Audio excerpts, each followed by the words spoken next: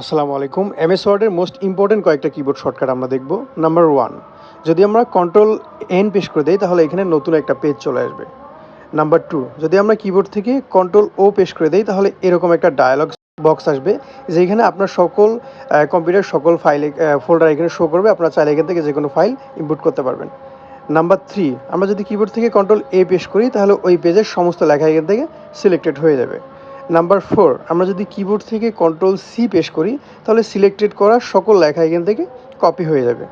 And number 5, আমরা যদি keyboard থেকে কন্ট্রোল ভি প্রেস করে দিই, এইখানে দেখতে পাচ্ছেন কন্ট্রোল ভি প্রেস করলে আমাদের কপি করা লেখাগুলো কিন্তু এখানে পেস্ট হয়ে যাবে। অ্যান্ড নাম্বার 6, আমরা যদি এখান থেকে কিবোর্ড থেকে কন্ট্রোল ওয়াই প্রেস করে দিই, এইখানে যে কোনো লেখা রিডু হয়ে যাবে। আবার যদি সেমভাবে আমরা কিবোর্ড থেকে কন্ট্রোল জেড প্রেস করে দিই, এইখানে যে কোনো লেখা আনডু হয়ে যাবে।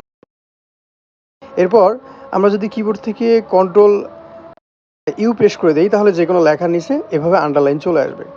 তারপর যে কোনো লেখা সিলেক্টেড থাকা অবস্থায় বা সিলেক্ট করার পর যদি আমরা কিবোর্ড থেকে কন্ট্রোল বি প্রেস করে দিই তাহলে যে কোনো লেখা এখান থেকে বোল্ড হয়ে যাবে। ধন্যবাদ সবাইকে, পেজটি ফলো করে সাথে থাকবে।